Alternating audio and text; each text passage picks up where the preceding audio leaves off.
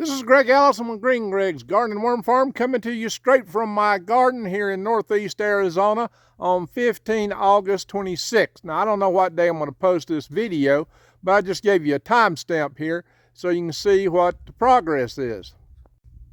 My garden here is looking a lot better than it did this time last year. Now, some plants are doing a lot better than others, and maybe there's reasons. Things on this side of the garden seem to be doing a lot better than stuff on that side and out in the middle of the beds especially. And I think one of the reasons for that is I have a natural wind break here with some of these dirt piles. The wind usually comes from that direction that we pushed out these dirt piles when we cleared this garden area here. And these juniper bushes and other structures around here also serve to help provide a wind break. This garden does better than my garden on the upper level, and I think that's a lot of the reason why. Not to mention this little barrier here probably helps some too. This little sheet metal down here, in fact, it probably does a lot. And even the lips of the beds may help provide some shielding, especially when the plants are getting going. It may help them get going faster. The soil is the same. I water them the same, but the plants in the middle just aren't doing as well. Now, some plants at the other end are doing a little better, but that may be because the wind catching down there, it may slow it down. Now, I've got some corn that's getting taller. Most of it's very green. I've had to add some supplemental organic nitrogen to this in order to get some of this stuff growing, because this has a lot of wood chips in the soil, and wood chips rob nitrogen, which really depletes plant growth. Even though I do have beans in here, beans when they first started out don't really produce the nitrogen, although they're doing it now. And I got some really big beans here. This is what your three sisters ought to look like. I've got some squash in the middle, I got beans all around here, and I've got the corn. Now, unfortunately, I don't think these are the running beans. They're probably cow peas. So the best corn don't have my climbing beans next to it. Now, I have skipped a couple days of watering this garden. It's the first time I've done this that long since I have been out here this season. Now, I did test the soil yesterday. It was moist, and that's one reason I didn't water it yesterday.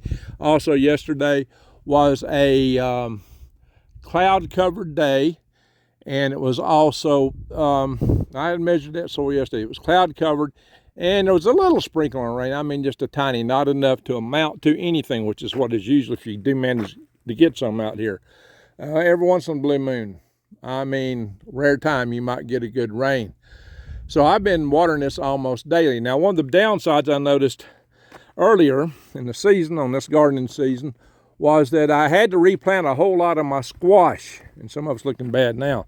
The reason for that was that I had skipped a day watering earlier on just to try to get the roots, to encourage the roots to grow deeper, to go for the moisture was deeper in the soil here. And one day that worked out, but the next day I skipped, it got hotter than it was predicted to be that day. I think it reached about 95, and with the dry air in here, I lost dozens of squash plants. They died the day I didn't water. And it was only one day. Only one day. Now, I've not watered for 2 days because the temperatures are cooler, the humidity has been up, and the soil was still moist yesterday down deep. Unfortunately, I think I'm paying a price for that now. I mean, you got to put out so much water out here, it's insane. That's why I've got to dramatically, I don't mean rooftop, no, that is like a drop in the bucket. I have to dramatically increase my water collection, because buying hauled water at 10 cents a gallon when you're watering 209 gallons a week is you will never sell enough vegetables to pay for it kind of a proposition. So I've got to change that equation. Now, here's where I'm suffering. I have a nice squash plant doing really good here, or it was. Unfortunately, the heat has made, and dryness have got the leaves wilted worse than I've ever seen on this plant, and it may not survive. It may already be gone too far. Sometimes these leaves on these will wilt when they get dry and come back. Sometimes they don't. So I may have killed one of my best squash plants by skipping 2 days of watering when it was cloudy and only 80 degrees Fahrenheit. So That's a sad thing. I hope it survives, but right now the jury's out. We'll have to revisit this in a future video. Look, there's a little squash down there forming. So she was producing and growing, and now she's struggling for life. So we'll have to see how that works out. That'll be in a future update. Now I've got a watermelon plant over here. This got a nice little watermelon growing on it. And I've got another one. There's a wild bean that come up volunteer here in this native alkaline soil, and it's not getting water like this other stuff, but it's alive. I got 3 watermelons down here. There was one growing over here. Something got it. So there is something, a bird or something. There's no signs of it though, coming here and getting stuff. But I'm starting to get fruit and plants coming out. I did plant a few summer squash, and one of them over here has already got one that's almost big enough to eat. That's one reason I want to go ahead and do this video. This watermelon plant is blooming. I don't know if it can cross-pollinate with the ones on the other side, because this is a different variety. It had a plant of the same variety down here that died. So I don't know if it'll make or not. Well, that squash is big enough to eat right here. Here we are. I got a summer squash down here that's big enough to eat. So I probably need to pick that thing and eat it soon. Got a few other little volunteer beans growing up here. Interesting. Interesting. Now these are mostly cowpeas. I got a couple little stands of okra right there, and one over here. I need to thin this stuff out. I was going to make a frame so I could get over these beds easier and thin all this stuff out. Just hadn't got it made yet, and just too many things to do. And some of these plants are a little too thick. Corn, some of the beans, not the squash.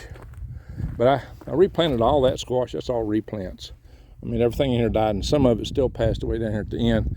All that squash over there is replants. That squash that's made of squash, that summer squash, I planted them later.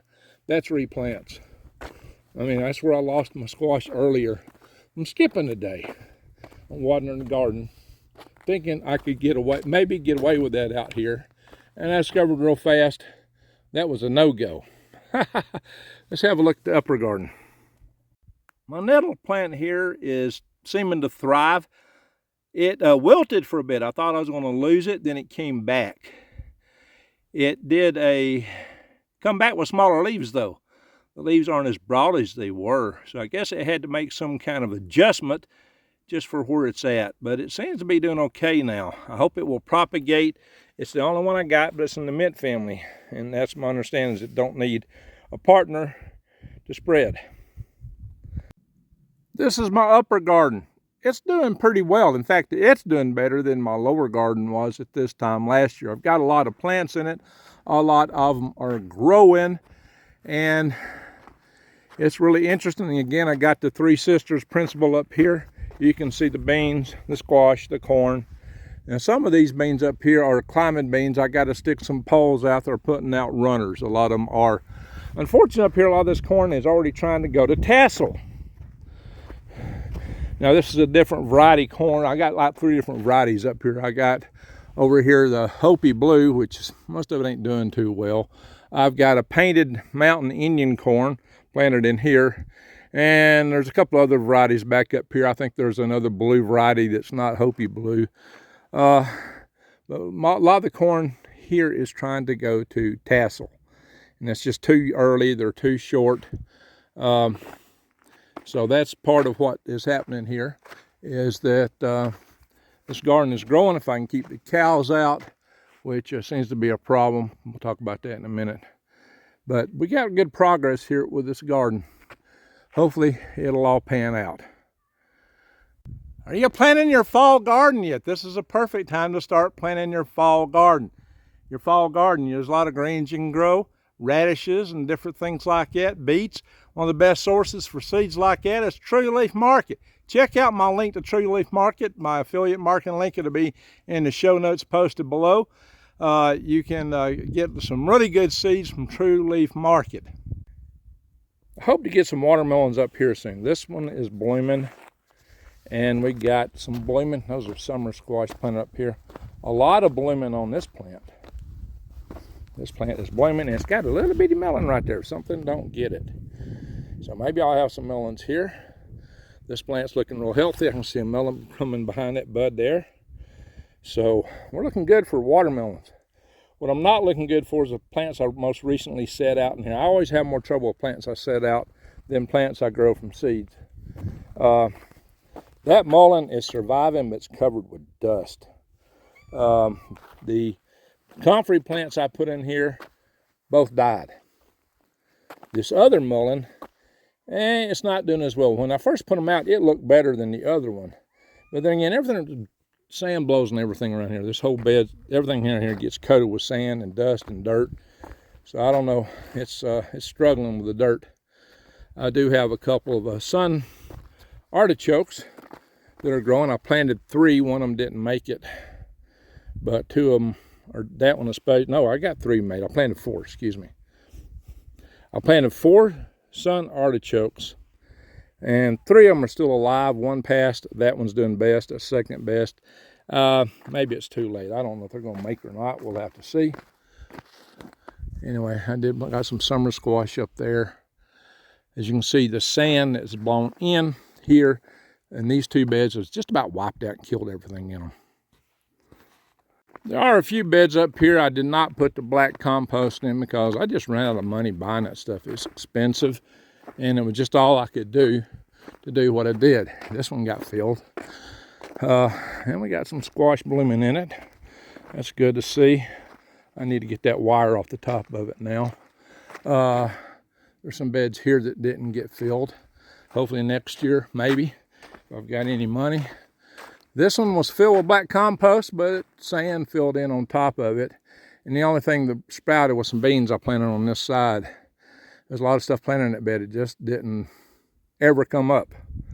Even though it was watered regularly and taken care of as it should have been. Just like same as all, this bed was treated the same as all these others. Then again, being on the edge here, it might have caught more wind from this side. So if you enjoyed this video, subscribe, bang the bell, and click all. And more than anything else, watch this video that I put right here. Thank you for watching. Greg out.